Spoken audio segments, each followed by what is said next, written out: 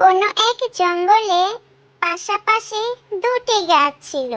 একটি ছিল পাকা কমলা গাছ, আরেকটি ছিল কাঁচা কমলা গাছ।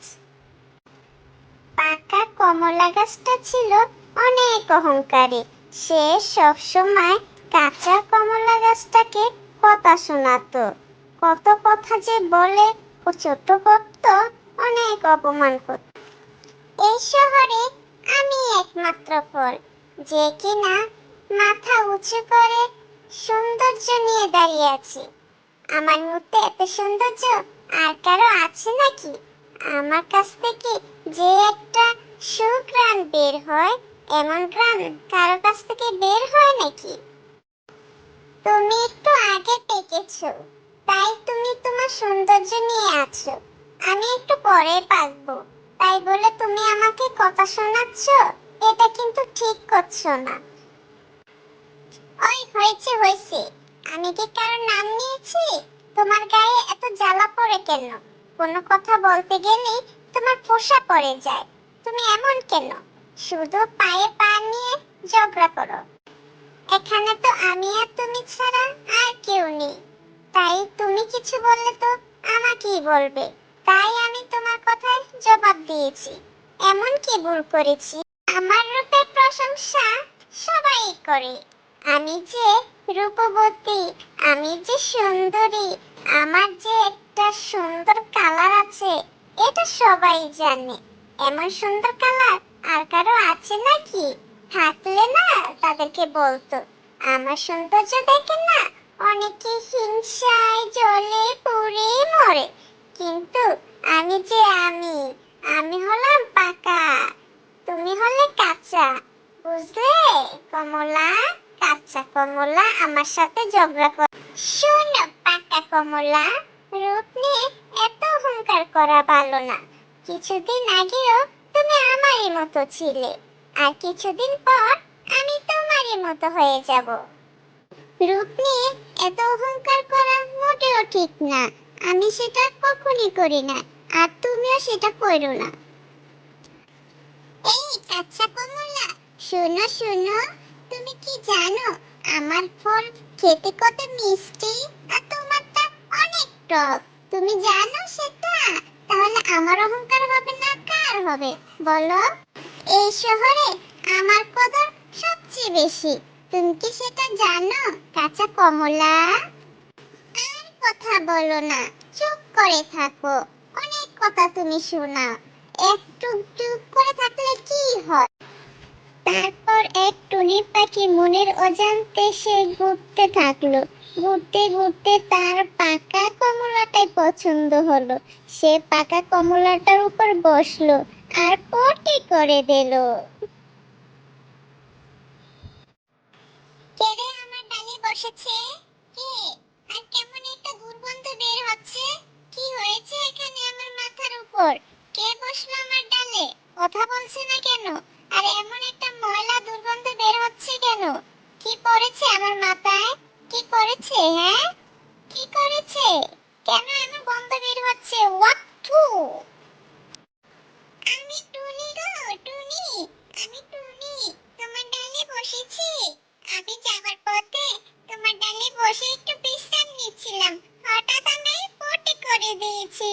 ও পাকা কমলা, তুমি কিছু মনে করো না, আমি দেখে শুনে করিনি গো। ও নো, কি বলছিস তুই? আমার এখানে পটি করে দিয়েছিস? এই টুনি, তোর এত বড় সাহস, কে দিয়েছে? তুই আমার এখানে পটি করে দিয়েছিস?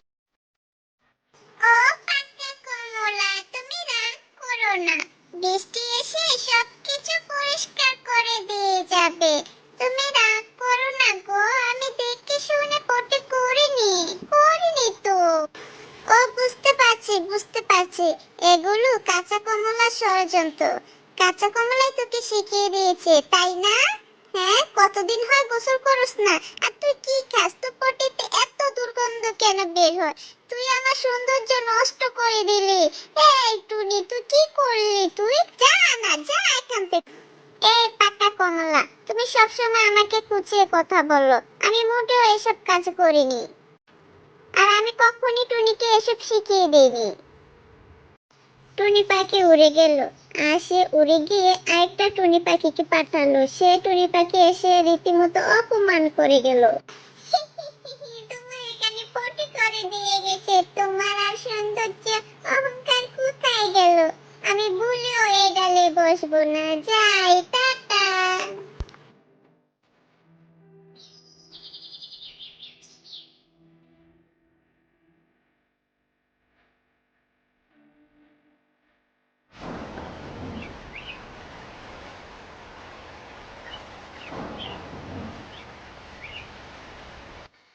যাক, অবশেষে আমার মাথার উপর থেকে পটিটা পড়লো।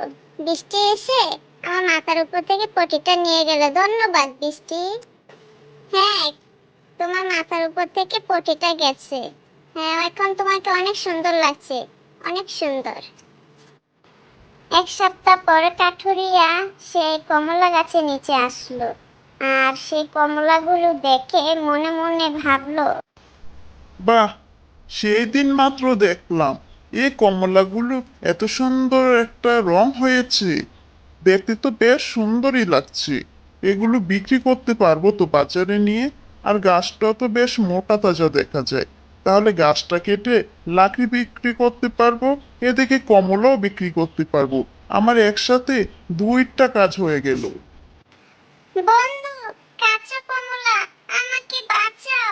আমাকে তারা কেটে ফেলতে চায়, আমার গাছও শেষ করে ফেলতে চায়।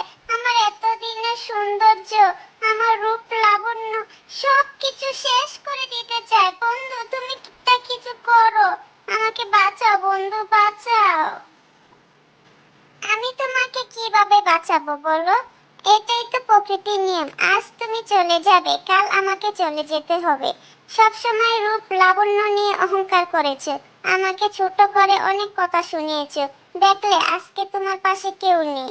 আজকে আমার কাছ থেকে সাহায্য চাইছো, কিন্তু আমি তোমাকে কিছুই করতে পারছি না। এটাই অহংকারের ফল। কে কোথায় আছো? আমাকে একটু বাঁচাও। আমি আর রূপের অহংকার করব না। আমি আর কাউকে ছোট করব না, বাঁচা। অবশেষে কাঠুরিয়ায় কমলা গাছে কেটে কাঠ নিয়ে বাড়িতে চলে আসলো। গাছ থেকে কমলা নিয়ে কাঠুরিয়া এখন বাজারে বিক্রি করার জন্য রওনা হলো। কাঠুরিয়া এখন সব দিক থেকেই লাভ হয়ে গেল। বন্ধুরা, আমাদের এই গল্পটি কেমন লাগলো? যদি ভালো লেগে থাকে তাহলে অবশ্যই লাইক, কমেন্ট, সাবস্ক্রাইব করে দাও। আরো নতুন নতুন গল্প পেতে আমাদের সাথেই থাকো।